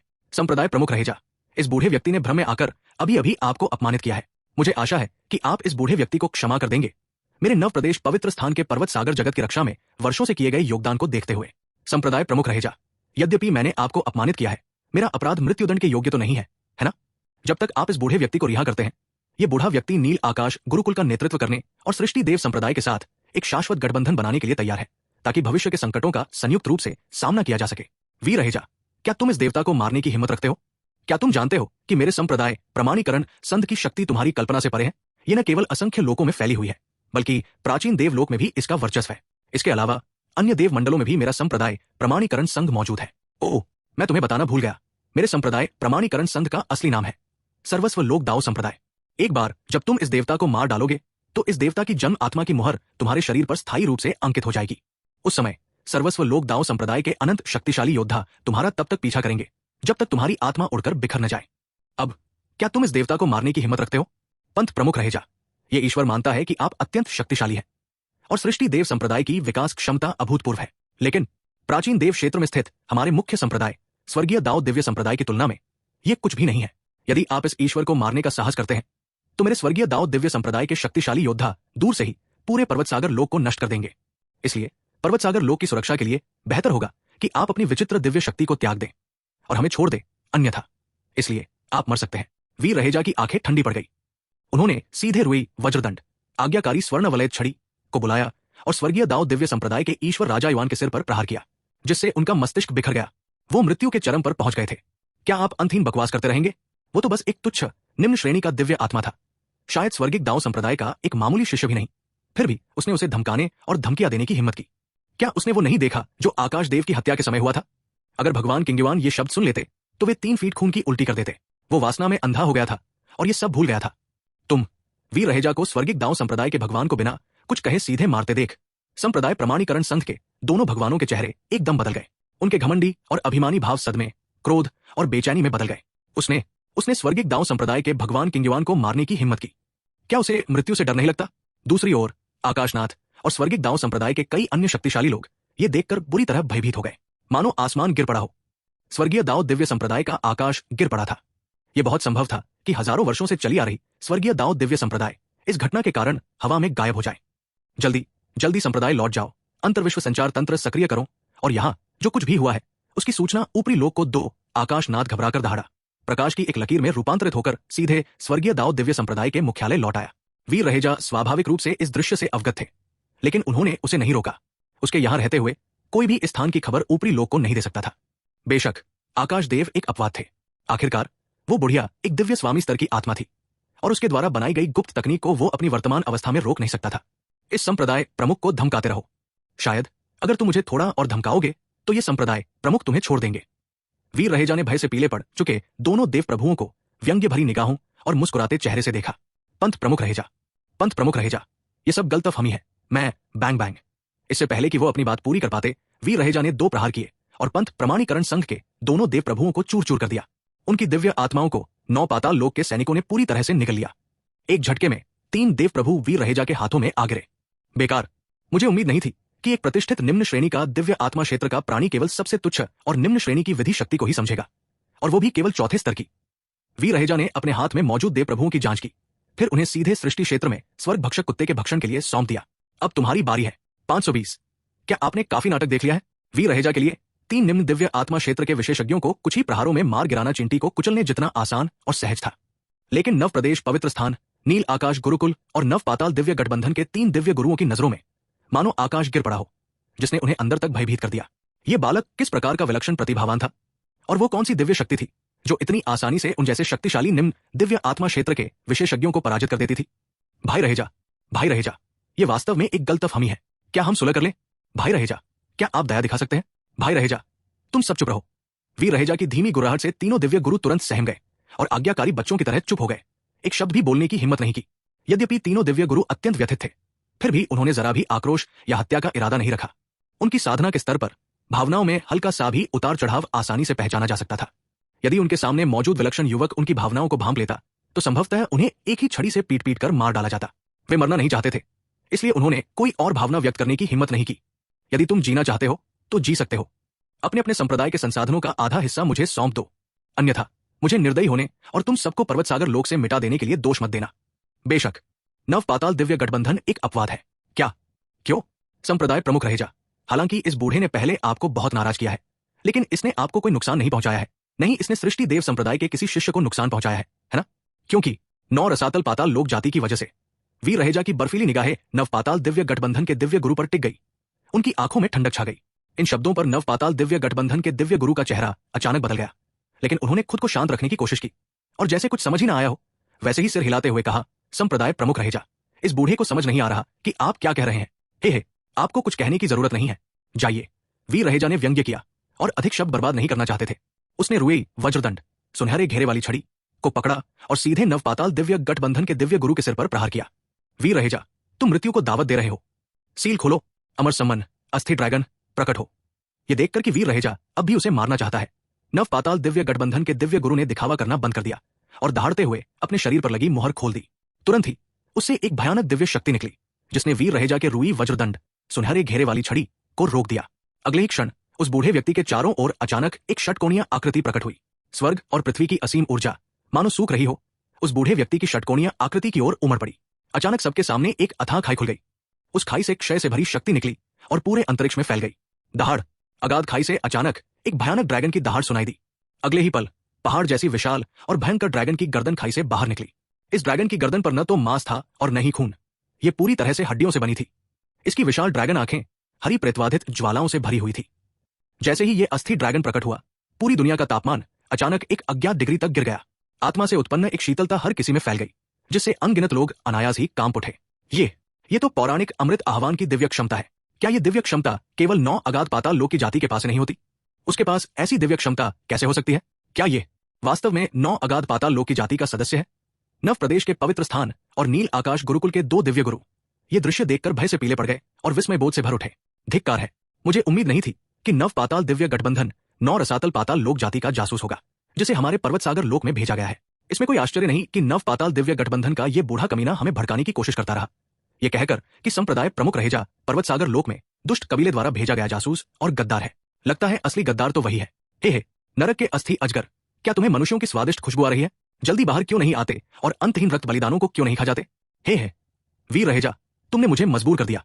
इस देवता का मूल इरादा तुम्हें बाद में मारना और तुम्हारे शरीर पर मौजूद सभी अवसरों को हथियाना था, लेकिन कौन जानता था तुमने वास्तव में इस देवता की असली पहचान जान ली। अब जब ऐसा है तो ये देवता अपने पत्ते खोल रहा है अब, और दिखावा नहीं, तुम सब मरोगे।